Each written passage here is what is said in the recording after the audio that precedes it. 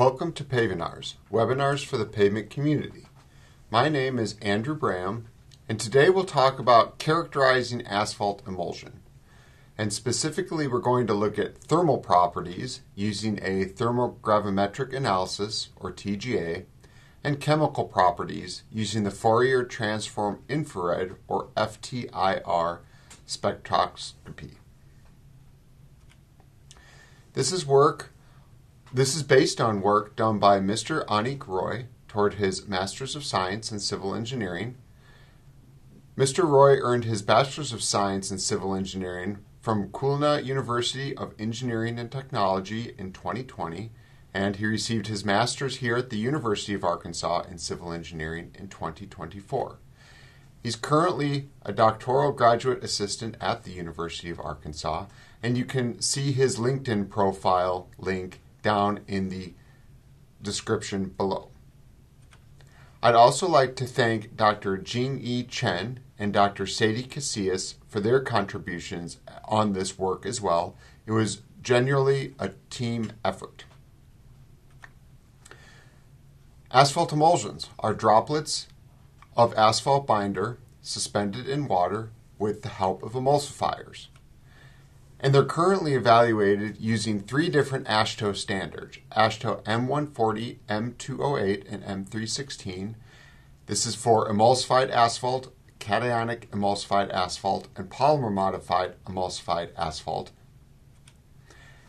And when you look in these three standards, you'll notice that there are quite a few tests that are required, and a lot of these tests are 80 plus years old. For example, the sieve test, the settlement test, the cement mixing test, or the demulsibility test are all based on British tests that are from the 1930s.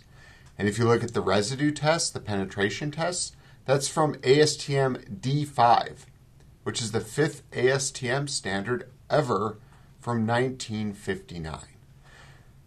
So when I look at these standards, I see areas that we can expand, areas that we can better understand the characteristics and the performance of asphalt emulsions. So let's take a look at some fundamental tests. Now there's been quite a bit of work done on SARA analysis, and SARA stands for saturates, aromatics, resins, and asphaltenes. And this is run on the asphalt binder itself using D4124. And what you find is that the asphalt binder is split down into different fractions, the SARA fractions, and the saturates are nonpolar, and they're approximately 500 Daltons for the average molecular mass. And you can go through kind of a spectrum of the saturates, the aromatics, the resins, and the asphaltenes. And by the time you get to the asphaltenes, they are the most polar molecules, and they're approximately 2,600 Daltons average molecular mass. So this is kind of a way that you can put asphalt binder into four different bins based on their polarity and based on their molecular mass. And this is one way to characterize asphalt binders. Another fundamental test to characterize asphalt binders is the Thermogravimetric Analysis, or TGA. And this can be run using ASTM E1131. And this test, the TGA, measures the mass loss due to temperature and a material's thermal stability. Another test that can be run is the Fourier Transform Infrared, FTIR, spectroscopy. And this test determines functional groups in your material, and it characterizes the chemical composition. So none of these three tests are anywhere near AASHTO M140, M208, or M316, but these are tests that can understand fundamental asphalt material properties. The SARA on the asphalt binder, the TGA looking at any material but looking at mass loss and thermal stability, and FTIR looks at functional groups and specific chemical composition. So Mr. Roy explored these three tests with various asphalt emulsion and asphalt emulsion components. So specifically, what materials did we explore? Well, we looked at two different asphalt binders. We looked at a PG64-10 and a PG64-22. We looked at two different emulsifiers. We looked at a cationic medium set emulsifier, so an emulsifier that can manufacture a cationic medium set asphalt emulsion. And we looked at an emulsifier that can manufacture a cationic quick set emulsion. And both of these were activated using hydrochloric acid.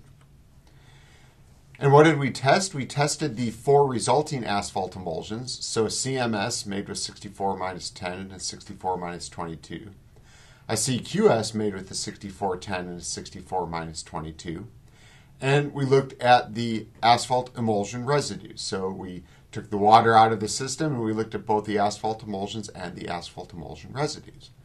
Now, what I thought was a really neat part of this project, and I'm very happy that Anik explored it, was he also looked at the soap solutions.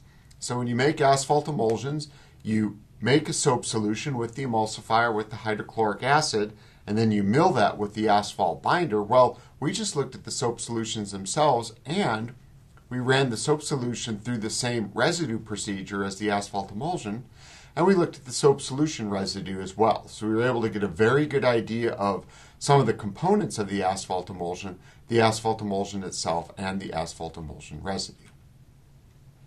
And we made all 4 of these asphalt emulsions on a Herbert Rink recirculating asphalt emulsion mill, which you can see there on the right.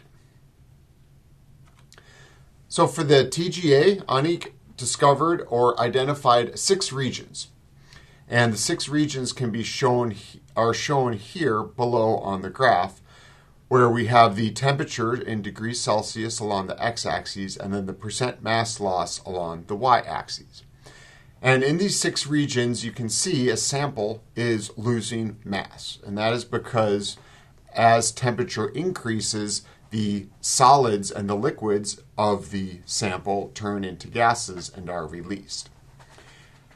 Now, within these 6 regions, he identified those different components, the asphalt emulsion residue, the soap solution, and the soap solution residue, and he determined what percentage of each of those were lost in each one of these regions.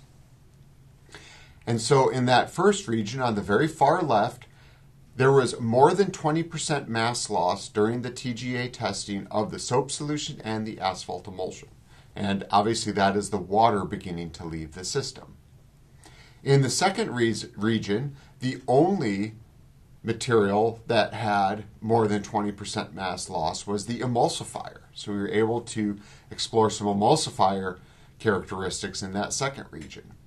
And then in the third region, there was a greater than 20% mass loss for the soap solution residue, the emulsifier, the asphalt emulsion residue, the asphalt binder, and the asphalt emulsion. So for all of the different materials that were tested, more than 20% mass loss was occurred in the third region then. In the fourth region, more than 20% mass loss occurred with the asphalt emulsion residue and the asphalt binder. In the fifth region, it was the asphalt binder, the asphalt emulsion residue, and the asphalt emulsion.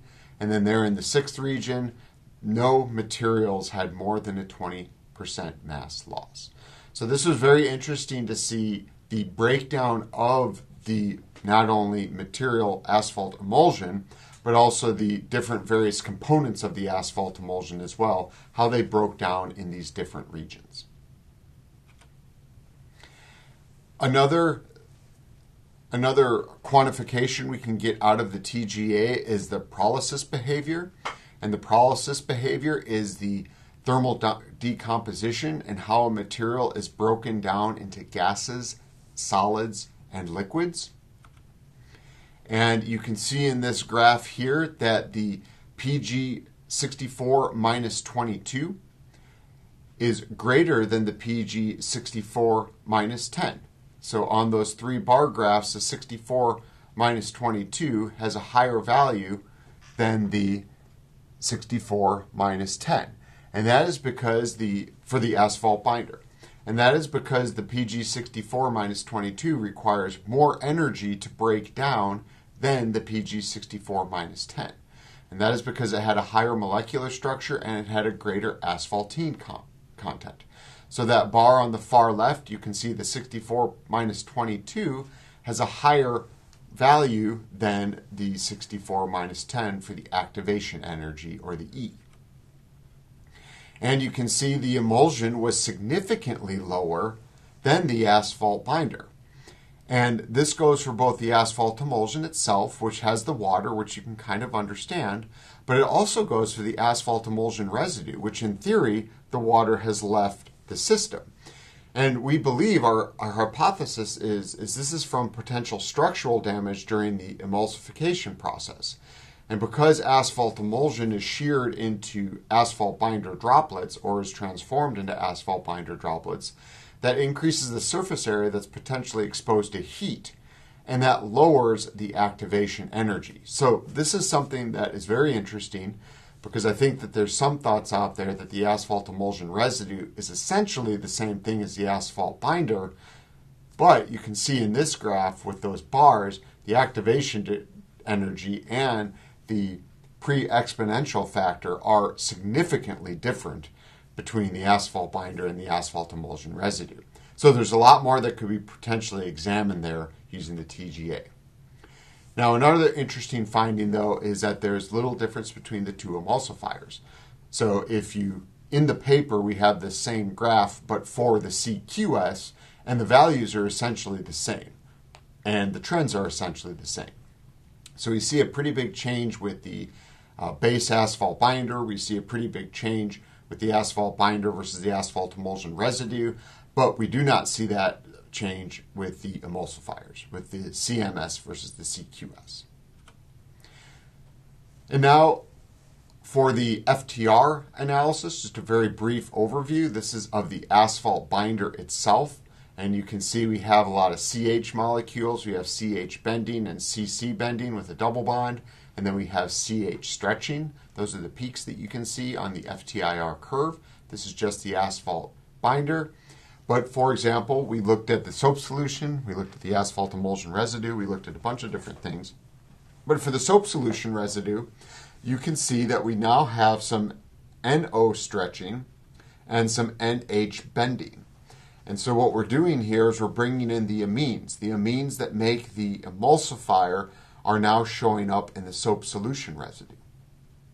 And so this is quite interesting because as we then looked at the asphalt emulsions and the asphalt emulsion residues, we were able to see the overall impact of having that emulsifier from a molecular structure in the sample. And what we did, well, what Anik did was he focused on 14 different absorption peaks to examine all these different materials. So that was a very brief overview. If you're interested in learning more, I encourage you to check out the full paper. There is the full citation, and the DOI is in the summary section below. So the link can be found below for the DOI, and I wanted to thank you for your time. I really appreciate you spending the time to listen a little bit about the fundamental characterization of asphalt binders, asphalt emulsion residue, and soap solution and soap solution residue. So I hope you have a wonderful day.